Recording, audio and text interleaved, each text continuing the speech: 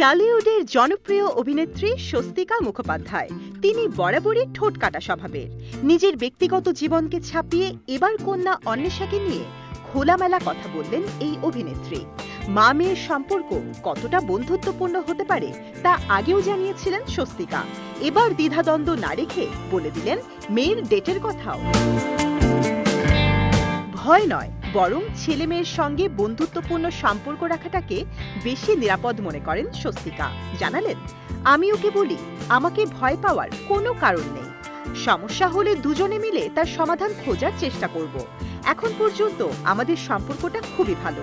ও কবে কার সঙ্গে ডেটে গিয়েছে সেটাও আমি জানি। সন্তানকে এই কমফোর্ট জোনটা মা বাবাদের দিতেই হবে। অন্বেষার পড়াশোনা সবে শেষ। মা হিসেবে তাকে নিয়ে চিন্তাই করতে হয় না স্বস্তিকার। তার কথায় মেয়ে এখন আপাতত 1 বছর চাকরি করবে, তারপর পিএইচডির পড়াশোনা শুরু করবে। সৃষ্টিকর্তার আশীর্বাদে ওকে কখনো বিব্রতকর পরিস্থিতির সম্মুখীন হতে হয়নি। কিন্তু আমি তো একজন মা, তাই সবসময় একটা চিন্তা লেগেই থাকে। বিনোদন ডেস্ক, কুমিল্লা ক্রাইম বার্তা।